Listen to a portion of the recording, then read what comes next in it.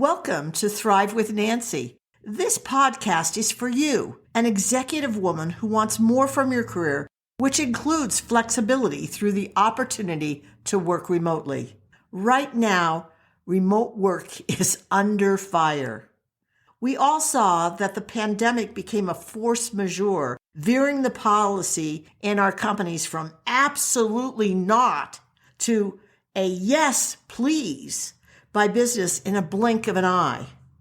The remote work culture pendulum is swinging once again to its previous, more taboo status, with the U.S. Bureau of Labor Statistics registering a stunningly steep drop-off in the percentage of companies permitting employees to work from home. Women have always believed that remote work evens the playing field. Not currently, with research by Envoy finding that 96% of executives say that they notice and value work accomplished in the office more than they do the work performed at home. Yikes, don't like that. Companies are even resurrecting generous employee relocation packages because working in the office has become so important. That sounds like the kiss of death to remote work, doesn't it? As a remote worker, you're facing a significant career decision. Give up on your aspirations and dreams of becoming a well-respected organization influencer, no matter your position, as a remote employee or returning to the office. Let's unpack the tumult surrounding remote work. It's more of a female executive issue, as a study by FlexJobs reveals a notable difference between men and women. They found that 80% of women put remote options as a top benefit in their work positions versus 69% of men. These statistics highlight the mixed bag challenges facing organizations. Some employees couldn't wait to return to the office after the pandemic, while others dug their heels in, determined never to return to the office, and others were vying for a hybrid work experience.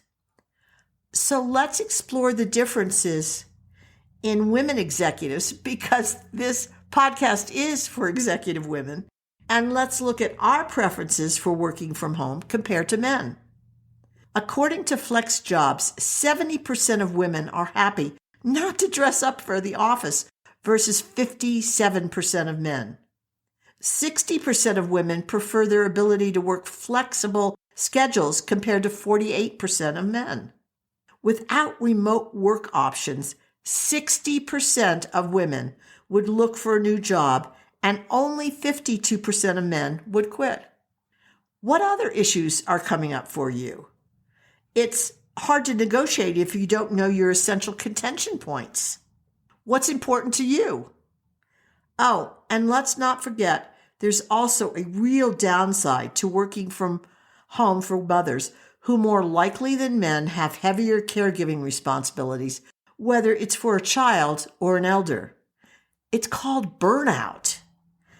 If you're a woman determined to work from home, you have a battle before you. And you won't get anywhere if you base the argument on your needs.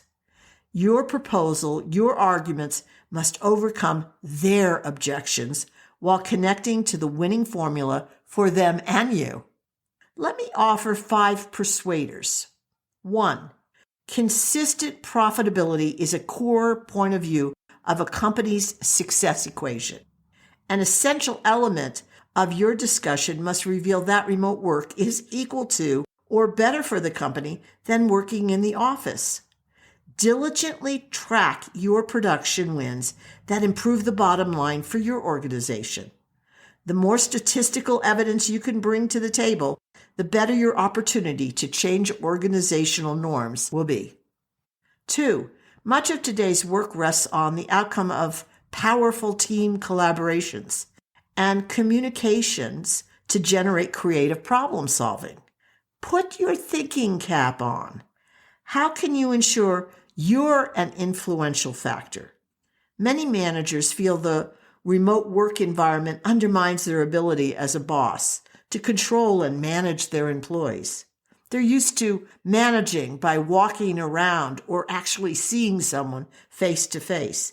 They're insecure leading executives they can't observe or regularly interact with. Undoubtedly, you impact your boss's career for good or bad more than you ever recognize. It's your job to help them feel confident about your performance for them.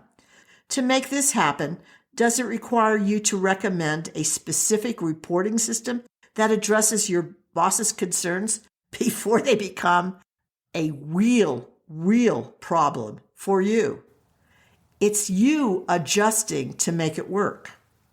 3, relationship building is essential to productive corporate culture. When you work from home, you don't have the advantage of interacting with others or having casual breaking down barriers conversation as you bump into each other in the hallways. This lack harms everyone, the home worker and the organization. There is also the fear that remote workers aren't as loyal as those with connections to the others in the organization. What can you do to mitigate this damaging social perception? How can you bolster the confidence of your boss and senior leaders that you intend to be a significant executive contributor for years to come? And a hint is concentrate on building those broader networks in the organization. It will serve you well throughout your remote worker status with the company. 4, if you're in a heavily regulated or regularly deal with highly sensitive data, there is always an alarm system that remote work increases the risk of data breaches or security violations. This opposition may seem an impossible barrier to get around. However, do you know any IT geniuses in your company? What about partnering with them to see if there's a way to generate security for your remote location? It's worth a try, isn't it? 5, it's crucial to recognize that working remotely has you living in the intersection of technology and humans. What does this mean exactly? With Gallup studies revealing that 85% of a company's workforce is disengaged, this is an issue organizations are keenly paying attention. So, as an individual contributor, employee, you must up your engagement signals to your boss and senior management. If you're managing people or collaborating on a team with others, I recommend time spent actively seeking to reinforce the re-engagement of others. Here are a few hints you may adapt to your situation. Show interest in your fellow employees' ideas and opinions. Encourage them to share their views and concepts with others. Celebrate their big and little triumphs. Take time to build relationships. Oh, there's that relationship building coming up again. Could be an important factor for you. And this could be as simple as a quick Zoom or telephone follow-up check-in, or how they're doing, or making it a point to meet them in person when you're in the office, or for a Zoom coffee date if geography is a problem. And always lead by example. If you want engaged coworkers or engaged subordinates, you need to be engaged yourself. Extra, if you're a mother, studies are occurring right now regarding the potential benefits a remote working parent has on their children. So keep your eyes and ears open for the answers they uncover. It may augment your stance. Are you prepared to do battle in a respectful, honorable way? I can't wait to hear the results you achieve, and I know they're going to be great. Your job as an advocate, should you decide to accept the assignment, is to strategize approaches that will have you able to work remotely as long as you desire and still have an open influencer pathway for your career. Now is the time to hone your persuasive muscles.